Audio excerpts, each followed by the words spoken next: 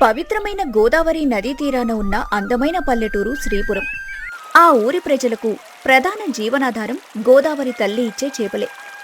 ఉదయం సూర్యుడు ఉదయించకముందే ఆ ఊరి జాలర్లు తమ పడవలు తీసుకుని నదిలోకి వెళ్తుంటారు. ఆ ఊరిలో కిష్టయ్య, గౌరీ అనే దంపతులు ఒక చిన్న పూరి గుడిసెలో నివసిస్తున్నారు. కిష్టయ్యకు చేపలు పట్టడంలో సాటిలేని నైపుణ్యముంది. ఎంతటి ప్రవాహంలోనైనా సరే తన వల విసిరాడంటే అందులో పెద్ద పెద్ద చేపలు పడాల్సిందే. కిష్టయ్య భార్య గౌరీ ఎంతో తెలివైంది, చురుకైంది మరియు ధైర్యశాలి. కిష్టయ్య రాత్రింబవళ్లు కష్టపడి చేపలు పడుతున్నా వారి బతుకులు మాత్రం ఏమాత్రం మారలేదు. ఇల్లు గడవడానికి ఎప్పుడూ కష్టంగానే ఉండేది. దానికి కారణం ఆ ఊరిలోని మోతుబరి వ్యాపారి ధర్మయ్య. ధర్మయ్య చాలా కుటిల బుద్ధి కలవాడు. ధనదాహంతో రగిలిపోయేవాడు. ఊర్లోని జాలర్లందరూ తాము పట్టిన చేపలను ధర్మయ్యకే అమ్మాలనేది అతని కఠినమైన నియమం. అతనక్కడ జాలర్ల దగ్గర అతి తక్కువ ధరకు కొని ఆ చేపలను పట్నం తీసుకుని వెళ్లి 5 రెట్లు ఎక్కువ ధరకు అమ్ముకుని అంతులేని లాభాలు గడిస్తున్నాడు. ఎవరైనా జాలరి ఎదురు తిరిగితే వాళ్లకు అప్పులిచ్చి దారుణంగా వేధిస్తుంటాడు. ఒకరోజు ఉదయం కిష్టయ్య రాత్రంతా మేలుకొని పట్టిన పెద్ద పెద్ద చేపలను 2 బుట్టల్లో నింపుకొని మోయలేక మోసుకుంటూ ధర్మయ్య దగ్గరికి తీసుకెళ్లాడు. ధర్మయ్య తన గుమాస్తా రంగడుతో కలిసి అరుగుమీద దర్జాగా కూర్చొని ఉన్నాడు. ధర్మయ్య గారు, రాత్రంతా గోదావరిలో ఎంతో కష్టపడి వల వేసి పట్టిన చేపలండి ఇవి. బొచ్చెలు, రవ్వలు అన్నీ చాలా పెద్దవి పడ్డాయి దొరా. ఈరోజు నాకు మంచి ధరిస్తే ఇంట్లోకి కసిని బియ్యం, పప్పులు కొనుక్కొని వెళ్తాను బాబు. నిన్నటి నుంచి ఇంట్లో సరైన తిండి కూడా లేదు. ఏమున్నాయో ఈ కిష్టయ్య, ఇందులో గొప్ప చేపలు అన్ని చిన్న చిన్న చేపలే కనిపిస్తున్నాయి. పైగా సరిగ్గా బరువు కూడా ఉన్నట్లు లేవు. పట్నంలో ఇప్పుడు చేపలకు అస్సలు గిరాకీ లేదు. ఊరికే పారేయడం ఎందుకులే అని నీ మీద జాలితో మాత్రమే కొంటున్నాను. రంగడా, ఆ త్రాసు తీసుకొచ్చి వీడి చేపల తూకం వేరా. అలాగే దొరగారు. దొరగారు, ఈ 2 బుట్టల చేపలన్నీ కలిపి కేవలం 10 సేర్లు మాత్రమే ఉన్నాయి. అంతకంటే ఒక పిడికెడు కూడా ఎక్కువ లేవో. అదేమిటి రంగన్న, 10 సేర్లేమిటి? నాకు వల వేసిన అనుభవం ఉంది. అందులో ఉన్న చేపలు ఖచ్చితంగా 25 సేర్లకు పైగానే ఉంటాయి. రాత్రంతా నదిలో పోరాడి మోసుకుని వచ్చానయ్యా. దయచేసి ఆ త్రాసును మళ్ళీ సరిగ్గా తూకం వేయండి. నాకు అన్యాయం చేయకండి. యారా కిష్టయ్య, నా తాసు తప్పు చూపిస్తుందనంటావా? నా గుమస్తా అబద్ధం ఆడుతున్నాడా? ఎంత ధైర్యంరా నీకు? నీకు ఇష్టం ఉంటే ఇక్కడ అమ్ముకో, లేదంటే ఆ బుట్టలో నెత్తిన పెట్టుకుని ఎక్కడికైనా పో. నీకు ఇవ్వాల్సిన పాత బాకీలకే ఈ చేపలు అసలు సరిపోవు. ఇదిగో ఈ 10 రాగి నాణాలు తీసుకుని మర్యాదగా ఇక్కడి నుంచి నడవా. మరో మాట మాట్లాడితే ఈ నాణాలు కూడా ఇవ్వను. కిష్టయ్యకు ఏడుపొక్కటే తక్కువైంది. రాత్రంతా నిద్ర లేకుండా చలిలో వణికిపోతూ తాను పడిన శ్రమకు అతనిచ్చిన ఆ 10 రాగి నాణేలు చూసుకుంటూ ఎంతో బాధగా భారమైన అడుగులతో ఇంటికి తిరిగొచ్చాడు. అరుగుమీద విచారంగా కూర్చుని కన్నీళ్లు పెట్టుకుంటున్న భర్తను చూసి లోపలి నుంచి గౌరీ బయటకొచ్చింది. ఏవండి, ఎందుకంత విచారంగా ఉన్నారు? రాత్రంతా ఎంతో కష్టపడ్డారు కదా. వెళ్ళి వేడి నీళ్లతో స్నానం చేసిరండి. నేను కాస్త గంజి సిద్ధం చేశాను, ముందది తాగండి. గంజి తాగే అదృష్టమే మనకు మిగిలినట్లుంది గౌరీ. నేను తెచ్చిన 25 సేర్ల చేపలను ఆ ధర్మయ్య తన దొంగ త్రాసులో 10 సేర్లని తేల్చేశాడు. అడిగితే కోప్పడి కేవలం 10 రాగి నాణాలు ముఖాన కొట్టాడు. వాడికి ఎదురు చెప్పే ధైర్యం లేక నా కర్మకాలి ఇలా వచ్చేశారు. మన అప్పు ఎప్పటికీ తీరదు గౌరీ. మనం బాగుపడే రోజు ఇంకా రాదేమో. ఏవండి, మీ శ్రమను వాళ్ల కళ్ళెదుటే దోచుకుంటుంటే చూస్తూ మౌనంగా ఎలా ఊరుకున్నారు? వాడిచ్చే ఆ కొన్ని కాసుల కోసం మనం వాడి దగ్గర బానిసలుగా బతకాలా? ఆ ధర్మయ్య త్రాసులో లోపం లేదు, వాడి బుద్ధిలో లోపముంది. ఇక నుంచి మీరు పట్టిన ఒక్క చేప కూడా ఆ ధర్మయ్యకు అమ్మటానికి వీల్లేదు. మన కష్టానికి తగిన ప్రతిఫలం మనమే వెతుక్కుందామండి. అదేమిటి గౌరీ, వాడి ఈ ఊరికి పెద్ద మోతుబరి. వాడికి అమ్మకపోతే మన చేపలు ఎవరు కొంటారు? నేరుగా పట్నం తీసుకువెళ్లాలంటే మన దగ్గర ఎడ్ల బండి లేదు కదా. పైగా వాడికి మనం అప్పున్నాం. మనం పట్నం వెళ్తుంటే వాడు ఊరుకోడు కదా. ఏవండి, భయపడకండి. వాడికి మనం అప్పున్న మాట నిజమే. కాని వాడిన్నాళ్లు దొంగ తూకాలతో మన దగ్గర దోచుకున్న సొమ్ము మన అప్పు కన్నా 10 రెట్లు ఎక్కువే ఉంటుంది. పట్నం వెళ్లడానికి బండి లేకపోతే ఏంటి? మనకు ఈ గోదారి తల్లి అండగా ఉంది కదా. మన పడవలో నేరుగా నది గుండా ప్రయాణించి పట్నానికి చేరుకోవచ్చు. రేపటి నుంచి మన వ్యాపారం పట్నం సంతలోనే చేసుకుందాం. మీరు నా మీద నమ్మకం ఉంచండి. గౌరి మాటలు కిష్టయ్యకు ఎంతో ధైర్యాన్నిచ్చాయి. మరుసటి రోజు ఉదయం కిష్టయ్య ఎప్పట్లాగే ఎంతో నైపుణ్యంతో పెద్ద పెద్ద చేపల్ని పట్టి తీసుకొచ్చాడు. గౌరీ ఆ చేపలను ఎంతో శుభ్రంగా కడిగి తమ సొంత పడవలో ఒక పెద్ద బుట్టలో జాగ్రత్తగా పేర్చింది. ఇద్దరూ కలిసి పడవలో నదిగుండా ప్రయాణించి ఉదయం 10 గంటలకల్లా పట్నానికి చేరుకున్నారు. పట్నం సంతలో నేరుగా వెళ్లి తాజా చేపలను అమ్మటం మొదలుపెట్టారు. రండి బాబూ రండి, గోదావరి తాజా చేపలు, రాత్రే పట్టిన రుచికరమైన బొచ్చెలు రవ్వలు ఇక్కడే దొరుకుతాయి. ధర్మయ్య కంటే తక్కువ ధరకు మంచి చేపలిస్తున్నాము రండి. గౌరి పిలుపుకు వాళ్ల దగ్గరున్న తాజా చేపల్ని చూసి పట్నం జనాలు ఎగబడి కొనుక్కున్నారు. ధర్మయ్య దగ్గర అమ్మితే వచ్చే 10 రాగి నాణాల స్థానంలో వారికా రోజు ఏకంగా 150 రాగి నాణాల లాభమొచ్చింది. కిష్టయ్య కళ్ళు ఆనందంతో మెరిశాయి. తమ శ్రమకు ఇంత విలువ ఉందా అని అతను ఆశ్చర్యపోయాడు. గౌరీ, నువ్వు చెప్పింది 100% నిజమేనే. మన కష్టానికి పట్నంలో ఎంత మంచి ప్రతిఫలం దొరికిందో చూసావా? ఆ ధర్మయ్య దొంగ త్రాసులో పడి ఇన్నాళ్ళు ఎంత మోసపోయామో నాకు ఇప్పుడు పూర్తిగా అర్థమైంది. ఇకపై మన వ్యాపారం పట్నంలోనే చేద్దాం. ఆ రోజు నుంచి కిష్టయ్య గౌరీ ప్రతిరోజూ చేపలు పట్టడం, పడవలో పట్నం వెళ్లి అమ్ముకొని రావటం జరుగుతూ ఉంది. 2 వారాలు తిరిగేసరికి వాళ్ల చేతిలో తగినంత సొమ్ము పోగైంది. కిష్టయ్య తన గుడిసె పైకప్పును బాగు చేసుకున్నాడు. వాళ్ల ముఖాల్లో ఒక కొత్త వెలుగు, కష్టాన్ని జయించామన్న ధైర్యం కనిపించటం మొదలైంది. ఈ విషయం నెమ్మదిగా ఊరంతా పాకింది. మిగతా జాలర్లు కూడా కిష్టయ్య మార్గాన్ని అనుసరించాలని ఆలోచించటం మొదలుపెట్టారు. ఈ వార్త ధర్మయ్యకు తెలిసి కోపంతో రగిలిపోయాడు. ఒకరోజు ఉదయం ధర్మయ్య, గుమాస్తా రంగడు నేరుగా కిష్టయ్య ఇంటికొచ్చారు. యారా కిష్టయ్య, ఎంత పొగర్రా నీకు! ఈ ఊరిలో జాలర్లెవరైనా సరే నాకు మాత్రమే చేపలమ్మాలని నీకు తెలీదా? నా దగ్గర అప్పు తీసుకుని నాకు తెలియకుండా పట్నం వెళ్లి వ్యాపారం చేసుకుంటావా? నాకే ఎదురు తిరిగేంత ధైర్యం నీకెక్కడ్నుంచొచ్చిందిరా? ధైర్యం మా కష్టంలో నుంచి వచ్చింది ధర్మయ్య గారు. మీరు అప్పు ఇచ్చారు నిజమే, కాని ఆ అప్పు పేరుతో మా శ్రమను దొంగ త్రాసులతో దోచుకునే హక్కు మీకెవరిచ్చారు? ఇదిగో మీరిచ్చిన అప్పు, దానికి వడ్డీ అని చెబుతూ గౌరీ ఒక మూటను ధర్మయ్య ముఖాన కొట్టినట్లుగా అతని కాళ్ల ముందు పడేసింది. లెక్క పెట్టుకోండి, అందులో మొత్తం సరిగ్గా ఉంది. ఈ రోజు నుంచి మాకు మీకు ఎలాంటి సంబంధం లేదు. దయచేసి మా ఇంటి గుమ్మం దిగి వెళ్ళిపోండి. ఇకపై మేం పట్టిన ఏ చేప మీకు అమ్మే ప్రసక్తే లేదు. ఏమేవ్ గౌరీ, దొరగారితోనే ఎదురు మాట్లాడతావా? ఈ ఊరిలో ఉంటూ మాకే ఎదురు తిరుగుతారా? మీకెంత ధైర్యం? రేపటి నుంచి మీరు అసలు పడవ ఎలా నడుపుతారో, చేపలు ఎలా పడతారో, పట్నం ఎల్లి ఎలా అమ్ముకుంటారో మేం కూడా సుత్తాం. ధర్మయ్య రంగడు అవమానంతో, తీవ్రమైన కోపంతో అక్కడ్నుంచి వెళ్ళిపోతారు. ఆ రాత్రి ధర్మయ్య తన ఇంట్లో రంగడితో కలిసి ఒక భయంకరమైన కుట్ర పన్నుతాడు. రంగడా, వాళ్ళ పొగరెలాగైనా అణచాల్సిందే. వాళ్ళ వ్యాపారం ఇలాగే సాగితే రేపు ఊరిలో ఉన్న జాలర్లందరూ వాళ్ళనే అనుసరిస్తారు. అప్పుడు నా వ్యాపారం దెబ్బతింటుందే. ఈ రాత్రికి రాత్రే వాళ్ళ పడవ దగ్గరికెళ్ళి వాళ్ళు నిల్వ ఉంచిన చేపల బుట్టలను నదిలో పారాయి. వాళ్ళ వలలు అన్నీ పాడు చేశాయి. అప్పుడు రేపు ఉదయం అమ్ముకోవడానికి వాళ్ళకి ఏమీ ఉండదు. దెబ్బకు నా కాళ్ళ దగ్గరికి ఏడుస్తూ వస్తారు. బేష్ దొరగారు, అద్భుతమైన ఆలోచన. ఈ రాత్రే వెళ్ళి పని ముగించేస్తాను. వాళ్ళ వ్యాపారం నీలపాలు కావాల్సిందే. ఇటు గౌరీ కూడా ఎంతో అప్రమత్తంగా ఉంది. పగలు ధర్మయ్య గొడవపడిన తీరు చూసి వాడు ఖచ్చితంగా ఏదో ఒక కుట్ర చేస్తాడని ఆమె పసిగట్టేసింది. ఏవండి, ఆ ధర్మయ్య అహంకారం ఈరోజు దెబ్బతినింది. వాడు ఖచ్చితంగా ఈ రాత్రికి మన వలల మీద, చేపల బుట్టల మీద తన కుటిల బుద్ధిని చూపిస్తాడు. ఎవరో ఒకరిని పంపి మన బుట్టలను పాడు చేసే ప్రమాదం ఉందండి. అయ్యో గౌరీ, రేపు పట్నంలో ఇవ్వాల్సిన ఒక పెద్ద ఆర్డర్ కోసం చాలా పెద్ద చేపలు పట్టి పడవలోని బుట్టలో ఉంచాను కదా. వాళ్ళు వచ్చి పాడు చేస్తే మన శ్రమంతా వృధా అయిపోతుందే.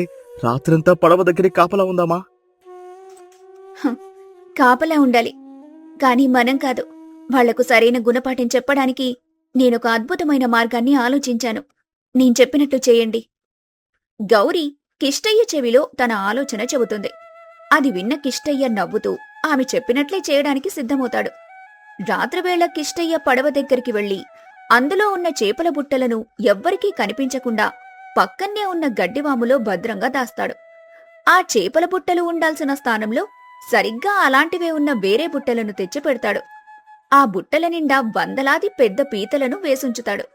పడవ ఎక్కే దారిలో నదిలోని చిక్కటి బురదను పూసి ఉంచుతాడు. అర్ధరాత్రవుతుంది. ఊరంతా గాఢ నిద్రలో ఉంది. రంగడు ముఖానికి నల్లటి గుడ్డ కట్టుకుని నెమ్మదిగా నది ఒడ్డున ఉన్న కిష్టయ్య పడవ దగ్గరకొస్తాడు.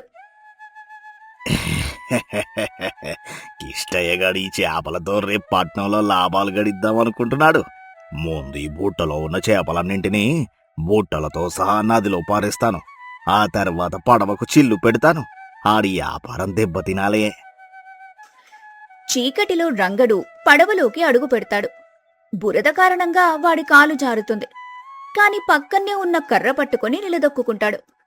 అక్కడ వరుసగా పేర్చి ఉన్న బుట్టలను చూస్తాడు. వాటిలో పెద్ద చేపలు ఉన్నాయనుకుని 2 చేతులతో ఆ బుట్టలోకి గట్టిగా చేపెడతాడు.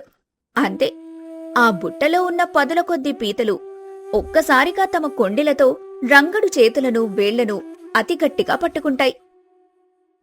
అమ్మా నాయనోయ్, అయ్యో నా చేతులు ఏమున్నాయి ఇందులో, వదిలేయండ్రా నాయనా, నొప్పి భరించలేకపోతున్నాను, రక్షించండి.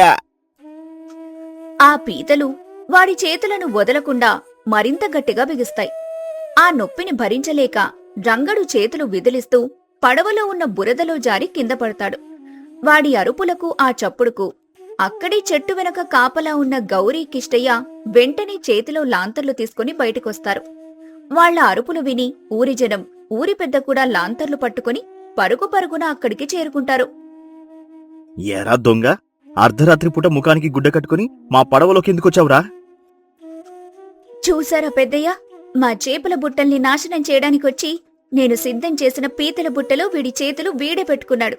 ఈ పీతలు వాడికి సరైన శిక్ష వేశాయి. రంగడు ముఖానికున్న గుడ్డను ఊరి పెద్ద లాగేస్తాడు. పీతలు పట్టుకున్న చోట రంగడి చేతులు ఎర్రబడి ఉంటాయి. వాడు భయంతో వణుకుతూ ఉంటాడు. ఏరా రంగడా, పగలు ధర్మయ్య పక్కన ఉంటూ రాత్రి పూట ఇలాంటి దొంగ పనులు చేస్తున్నావా? నిన్ను మా పడవ దగ్గరకు ఎవరు పంపించారా? నిజం చెప్పు, లేదంటే నిన్ను ఊరి నుంచి బహిష్కరిస్తాను. నన్ను క్షమించండి పెద్దయ్య, ఇదంతా మా యజమాని ధర్మయ్య గారే చేయమన్నారు. కిష్టయ్య వాళ్ళు పట్నం వెళ్లి లాభాలు గడిస్తుంటే తట్టుకోలేక వాళ్ళ చేపలను పాడు చేయమని ఆయనే నన్ను పంపాడు. నన్ను వదిలేయండి, ఇక జన్మలో ఇటువైపు రాను. రంగడు చెప్పిన నిజం విని ఊరి జనమంతా ధర్మయ్య చేసిన మోసం పట్ల తీవ్ర ఆగ్రహం వ్యక్తం చేస్తారు. మరుసటి రోజు ఉదయం రచ్చబండ దగ్గర పంచాయతీ జరుగుతుంది. ధర్మయ్య తలదించుకుని బోనులో నిలబడతాడు. ధర్మయ్య, ఈ ఊరికి పెద్ద వ్యాపారిగా ఉండి కష్టపడే జాలర్ల ఎదుగుదలకు సాయం చేయాల్సింది పోయి ఇలా కుట్రలు చేసి వాళ్ళ ఎదుగుదల నాపాలని చూస్తావా? నీలాంటి అహంకారి వల్ల ఈ ఊరికి ఎప్పుడూ కీడే జరుగుతుంది. నీ దొంగత్రాసుల గుట్టు రట్టయింది. నీ తప్పుకుగాను ఈ రోజు నుంచి నువ్వు ఈ ఊరిలో చేపల వ్యాపారం చేయడానికి వీల్లేదు. అలాగే కిష్టయ్య లాంటి జాలర్లందరికీ నువ్వు ఇన్నాళ్ళు మోసం చేసి దోచుకున్న సొమ్మును జరిమానా రూపంలో తిరిగి చెల్లించాలి. ఇదే నా తీర్పు. నన్ను క్షమించండి పెద్దయ్య, నా తప్పు నాకు తెలిసొచ్చింది. నా వ్యాపారం పోయింది. ఇక జీవితంలో ఎవరి శ్రమను దోచుకోను. ఊరి జనాలందరూ ఆనందంతో చప్పట్లు కొడతారు. ధర్మయ్య అహంకారం, మోసం పూర్తిగా నాశనమవుతాయి. గౌరీ, నీ సమయస్ఫూర్తి, నీ ధైర్యం ఈరోజు మనల్ని మాత్రమే కాదు, ఈ ఊరి జాలర్లందరినీ కాపాడాయి. నీ ఆలోచనతో ఆ దొంగ వ్యాపారికి సరైన గుణపాఠం చెప్పావు. శ్రమను నమ్ముకున్న వాళ్లకు ఎప్పటికీ ఓటమి ఉండదండి. కష్టమొచ్చినప్పుడు భయపడకుండా బుద్ధిబలాన్ని ఉపయోగిస్తే ఎంతటి సమస్యనైనా పరిష్కరించొచ్చు. ఇక నుంచి మన ఊరి జాలర్లందరం కలిసికట్టుగా మన వ్యాపారాన్ని అభివృద్ధి చేసుకుందాం. ఆ రోజు నుంచి కిష్టయ్య, గౌరీ ఆధ్వర్యంలో ఆ ఊరి జాలర్లందరూ ఏకమై తమ చేపల్ని నేరుగా పట్నానికి తీసుకుని వెళ్లి అమ్ముకుంటూ ఎంతో సుభిక్షంగా, సంతోషంగా జీవించసాగారు. గౌరీ తెలివితేటల గురించి చుట్టుపక్కల ఊళ్లల్లో ఎంతో గొప్పగా మాట్లాడుకుంటారు.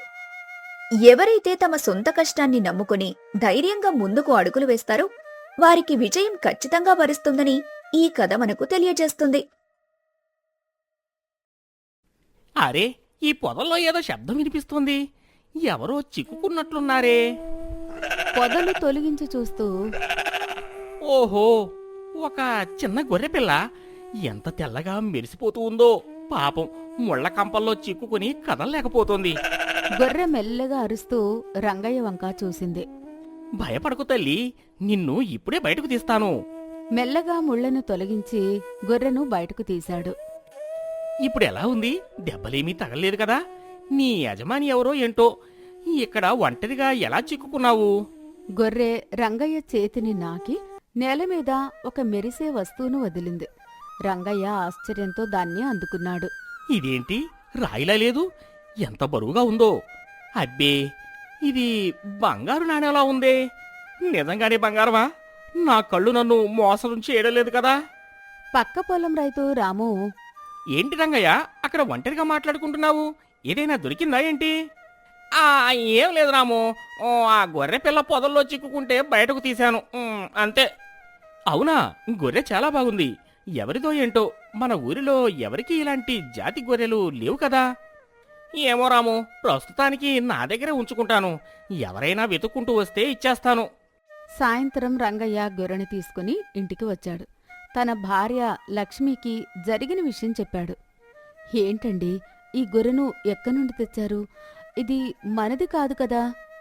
లక్ష్మి, మెల్లగా మాట్లాడు. ఇది మామూలు గొర్రె కాదు. ఇవాళ పొలంలో దీన్ని రక్షించినందుకు నాకు ఒక బంగారు నాణెం ఇచ్చింది. గొర్రె బంగారు నాణెం ఇవ్వడం ఏంటండి? ఎండకు మీ బుర్రేమైనా పాడైందా? గొర్రెలు పాలిస్తాయి, ఉన్ని ఇస్తాయి, కాని బంగారం ఇస్తాయా? నమ్మకపోతే ఇది చూడు. జేబులో నుండి నాణెం తీసి చూపించాడు.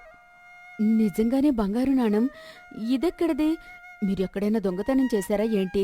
చిచ్చి, అలాంటి మాటలు అనకు. ఇది ఆ గొర్రె నోటి నుండి పడింది. నా కళ్ళతో నేనే చూశాను. ఇది మన కష్టాలన్నీ తీర్చే దైవం పంపిన వరం లక్ష్మి. నిజంగానా? అలా అయితే మనం ఈ పాత ఇంట్లో ఉండక్కర్లేదు, మంచి మేడ కట్టుకోవచ్చు. ఇప్పుడే కలలు కనకు. రేపు ఉదయం వరకు చూద్దాం. మళ్ళీ ఇస్తుందో లేదో తెలియాలి కదా. తెల్లవారుజామున రంగయ్య నిద్రలేచి గొర్రె ఉన్న గూడు దగ్గరికి వెళ్ళాడు. అక్కడ మరో నాణం మెరుస్తూ కనిపించింది. లక్ష్మి, త్వరగా రా, చూడు, ఇక్కడ ఇంకో నాణెం ఉంది. దేవుడా, నిజంగానే ఇది అద్భుతం. ఈ గొర్రె మన ఇంటికి వచ్చిన లక్ష్మీదేవి. అవును లక్ష్మి, ఎన్నాళ్ళు మనం పడిన కష్టాలు తీరిపోయే రోజులు వచ్చాయి. ఇకపై నేను కూలి పనులకు వెళ్ళక్కర్లేదు. కాని ఒక్క విషయమండి, ఈ విషయం ఊరిలో ఎవరికీ తెలియకూడదు. తెలిస్తే దొంగల భయం ఉంటుంది, లేదా ఊరి పెద్దలు వచ్చి గొర్రెను తీసుకెళ్ళిపోతారు. సరిగ్గా చెప్పావు. మనం చాలా జాగ్రత్తగా ఉండాలి. ఈ నాణేలను పక్క ఊరిలో ఉన్న నగల వర్తకుడికి ఇచ్చి డబ్బుగా మారుద్దాం. మన ఊరిలో అమ్మితే అందరికీ అనుమానం వస్తుంది. రంగయ్య పక్క ఊరికి వెళ్లి మల్లికార్జునం అనే వర్తకుని కలిశాడు. రా రంగయ్య, చాలా రోజుల తర్వాత వచ్చావు. ఏంటి విశేషం? ఏదైనా పాతనగా అమ్మడానికి తెచ్చావా? లేదు స్వామి, నా దగ్గర ఈ బంగారు నాణేలు ఉన్నాయి. వీటిని మార్చి నాకు నగదు ఇస్తారా? ఇవి చాలా స్వచ్ఛమైన బంగారం రంగయ్య. నీకు ఇవి ఎక్కడ దొరికాయి? మీ తాతలు ఎవరైనా దాచిపెట్టారా? అది అది మా పొలం దున్నుతుంటే ఒక చిన్న రాగి బిందెలో దొరికాయండి. అన్నీ ఒకేసారి తీసుకురావడం ఇష్టం లేక అప్పుడప్పుడు కొని తెస్తాను. అదృష్టవంతుడు రంగయ్య. సరే, ఇప్పుడైతే వీటికి సరిపడా డబ్బు ఇస్తాను. మళ్ళీ వచ్చినప్పుడు ఇంకా ఎక్కువ తీసుకురా. అలాగే స్వామి, కానీ ఈ విషయం ఎవరికీ చెప్పకండి. నెల రోజులు గడిచాయి. రంగయ్య దగ్గర ఇప్పుడు చాలా డబ్బుంది. అతను కొత్త బట్టలు వేసుకుని ఇంట్లో సౌకర్యాలు పెంచుకున్నాడు. పొరుగున ఉన్న రాము వచ్చి పలకరించాడు. ఏంటి రంగయ్య, ఈ మధ్య పొలానికి రావడం లేదు? పని మనుషులను పెట్టావట కదా? అవును రాము, ఎన్నాళ్ళని ఆ మట్టిలో కష్టపడతాం. ఇప్పుడు నా దగ్గర తగినంత ఉంది. హాయిగా విశ్రాంతి తీసుకుంటున్నాను. మంచిదే రంగయ్య. కానీ ఆ గొర్రె పిల్ల ఎలా ఉంది? దాన్ని అస్సలు బయటకు తీయడం లేదు కదా? గూట్లోనే ఉంచి తాళం వేస్తున్నావట? అది నీకు అనవసరం రాము. నా గొర్రె నా ఇష్టం. దానికి కావలసిన తిండి లోపలే పెడుతున్నాను. ఎండకు అది బయటకు వస్తే నీరసపడిపోతుందని నా భయం. సరేలే రంగయ్య, ఏదో అడిగాను. మనిషి దగ్గర డబ్బు చేరితే మాట తీరు కూడా మారిపోతుందని పెద్దలు ఊరకే అనలేదు. మాటల తీరు మారడం కాదు రాము, స్థాయి మారింది. ఇక వెళ్ళు, నాకు చాలా పనులు ఉన్నాయి. ఒక రాత్రి రంగయ్య లక్ష్మి గదిలో కూర్చొని డబ్బులు లెక్క పెట్టుకుంటున్నారు. ఏవండి, ఇప్పటి వరకు 30 నాణేలొచ్చాయి. మన ఇల్లు కట్టడానికి ఇది సరిపోతుందా? సరిపోదు లక్ష్మి, ఇంకా పెద్ద మేడ కట్టాలి. ఊరంతా మన వైపు చూడాలి. కానీ రోజుకు ఒక నాణం అంటే చాలా కాలం పడుతుంది కదా. ఈలోగా ఎవరైనా గొర్రెనెత్తుకుపోతే? అదే నా భయం కూడా. ఆ గొర్రె కడుపులో ఎన్ని నాణాలు ఉన్నాయో ఏంటో. ప్రతిరోజు ఒకటి ఇవ్వడానికి దానికి ఎక్కడి నుంచి వస్తున్నాయి? అంటే దాని కడుపులో ఒక పెద్ద బంగారు నిధి ఉండి ఉండాలి కదా. అవును లక్ష్మి, నాకు కూడా అదే అనిపిస్తోంది. ఆ గొర్రె కడుపులో ఇంకా కొన్ని వందల నాణాలు దాగి ఉండి ఉంటాయి. అవన్నీ ఒకేసారి మన చేతికి వస్తే మనం ఈ ఊరికే జమీందారులం అయిపోవచ్చు. లక్ష్మి ఆలోచిస్తూ, ఒకేసారి తీసుకోవడం ఎలా అండి? అది ప్రతిరోజు ఒకటి మాత్రమే ఇస్తోంది కదా. దాని కడుపు విప్పి చూస్తే ఎలా ఉంటుంది? లోపల ఉన్న నిధినంతటిని ఒక్క క్షణంలో బయటికి తీసేయొచ్చు కదా. అయ్యో, అలా ఎలా అండి? అది మనకు బంగారం ఇస్తున్న ప్రాణి కదా. అలా దాని ప్రాణాల మీదకు తెస్తే అసలుకే మోసం వస్తుంది కదా. పిచ్చిరానా, దాని లోపల ఉన్నవి అన్నీ ఒకేసారి తీసుకుంటే మళ్ళీ దానితో మనకి పనేముంటుంది? రోజుకొకటి ఈ ఇచ్చే నాణ్యం కోసం మనం ఎన్నాళ్ళు వేచి చూడాలి? లోపల ఉన్న నిధిని ఒక్క నిమిషంలో తీసేయొచ్చు. మరుసటి రోజు రంగయ్య ఊరి మధ్యలో ఉన్న సోమయ్య గారిని కలిశాడు. తన మనసులో ఉన్న ఆలోచనను బయటపెట్టకుండా మెల్లిగా అడిగాడు. సోమయ్య గారు, ఒక సందేహం. ఒకవేళ మనకి ఒక నిధి దొరికితే దాన్ని కొంచెం కొంచెంగా తీసుకోవడం మంచిదా, లేక ఒకేసారి తీసుకోవడం మంచిదా? ఏంటి రంగయ్య అలాంటి ప్రశ్న అడుగుతున్నావు? ఏదైనా అదృష్టం దొరికిందా ఏంటి? లేదు సామి, ఏదో ఒక కథలో విన్నాను, అందుకే అడుగుతున్నాను. చూడు రంగయ్య, ప్రకృతి ఇచ్చే ప్రసాదం ఏదైనా సరే అది దాని పద్ధతిలోనే తీసుకోవాలి. చెట్టుకు కాయలు కాస్తే అవి పండినప్పుడే కోయాలి. కాయలన్నీ ఒకేసారి కావాలని చెట్టుని నరికేస్తే మళ్ళీ మనకు పళ్ళు ఎక్కడి నుండి వస్తాయి? కానీ సామి, మనకు అత్యవసరం అయితే? అవసరం వేరు, అత్యాశ వేరు రంగయ్య. ఉన్నదానితో తృప్తి చెందక ఇంకా కావాలని చేసే పనులు ఎప్పుడూ నష్టాన్నే మిగులుస్తాయి. గాలిలో దీపం పెట్టి దేవుడా అంటే ఏం లాభం? రంగయ్య మనసులో, ఈ ముసలాయనకి ఏం తెలుసు? నా దగ్గర ఉన్నది సామాన్యమైన నిధి కాదు. రాత్రైంది. రంగయ్య కత్తిని పదును పెడుతున్నాడు. లక్ష్మి భయపడుతూ చూస్తుంది. ఏమండి, నాకెందుకో మనసు బాగోలేదు. సోమయ్య గారు చెప్పింది నిజమేనా? ఆ గొర్రెను ఏమీ చేయకండి. మనకు రోజుకు ఒక నాణం వస్తోంది కదా, అది చాలు. చాలే లక్ష్మి, నువ్వు ఎప్పుడు ఇంతే. ధైర్యం లేని వాళ్ళు ఎప్పుడూ పేదవాళ్లుగానే ఉండిపోతారు. నేను ఈ రాత్రే ఈ కడుపులో ఏముందో చూస్తాను. కాని అండి, అది మనకు అదృష్టాన్ని తెచ్చిన ప్రాణి. దాన్ని నొప్పి పెడితే ఆ దేవుడు మనల్ని క్షమిస్తాడా? దేవుడు మనకి మేధస్సు ఇచ్చింది ఇలాంటి సమయాల్లో వాడుకోవడానికే. లోపల ఉన్న బంగారాన్ని మనం తీసుకొని దానితో ఎన్నో పుణ్యకార్యాలు చేద్దాంలే, అప్పుడు దేవుడు ఏమీ అనడు. వద్దండి, నా మాట వినండి. ఈ రాత్రి కాగండి, రేపు ఆలోచిద్దాం. లేదు లక్ష్మి, ఇప్పటికే చాలా ఆలస్యమైంది. రేపు ఈ పాటికి మన ఇంట్లో బంగారు కొండ ఉండాలి. పద, ఆ గూడు దగ్గరకు వెళ్దాం. రంగయ్య గొర్రె ఉన్న గూడు వద్దకు వెళ్లి దాన్ని బయటకు తీశాడు. గొర్రె పాపం రంగయ్యను చూసి ప్రేమగా అరిచింది. కాని రంగయ్య కళ్ళు అత్యాశతో నిండిపోయాయి. చూడు లక్ష్మి, ఇది ఎంత ప్రశాంతంగా ఉందో. దీనికి తెలియదు దీని లోపల ఎంత నిధి ఉందో. అండి, దయచేసి వదిలేయండి. నాకు చూడ్డానికి భయంగా ఉంది. నువ్వు కళ్ళు మూసుకో, నేనిప్పుడే ఆ నిధిని బయటకు తీస్తాను అని రంగయ్య అత్యాశతో నిధి కోసం ఆ గొర్రె ప్రాణాలను తీశాడు. ఏది నిధి? ఏది? ఎక్కడ ఒక్క నాణ్యం కూడా కనిపించడం లేదేంటి? చూసారా, నేను ముందే చెప్పాను. ఒకేసారి కావాలని పెద్ద తప్పు చేశారు. లోపల ఏమీ ఉండదని అప్పుడే అన్నాను కదా. ఉన్నది కాస్త పోగొట్టుకున్నారు. లేదు లక్ష్మి, లోపల ఎక్కడో దాగి ఉండి ఉంటుంది. అరే, ఒక్కటి కూడా లేదు. ఇది ఎలా సాధ్యం? ప్రతిరోజు నోటి నుండి నాణ్యం వచ్చేది కదా. నా చేతులారా బంగారు బాతులాంటి గొర్రెను పోగొట్టుకున్నానా? అది దైవం ఇచ్చిన వరమండి. ఆ వరాన్ని మీరు ముక్కలు చేశారు. ఇక మనకు ఆ నాణ రాదు, ఆ గొర్రె తిరిగి రాదు. తెల్లవారింది. రంగయ్య ఇంటి ముందు కూర్చుని తల పట్టుకుని ఏడుస్తున్నాడు. సోమయ్య, రాము అక్కడికి వచ్చారు. ఏమైంది రంగయ్య? ఎందుకు అలా ఏడుస్తున్నావు? లక్ష్మి కూడా కళ్ళు తుడుచుకుంటోంది. ఏంటి రంగయ్య, గూడు దగ్గర ఆ గొర్రె అలా పడి ఉందేంటి? ఏమైంది దానికి? సోమయ్య గారు, నేను నాశనమైపోయాను. అత్యాశకు పోయి నా చేతులతోనే నా అదృష్టాన్ని పోగొట్టుకున్నాను.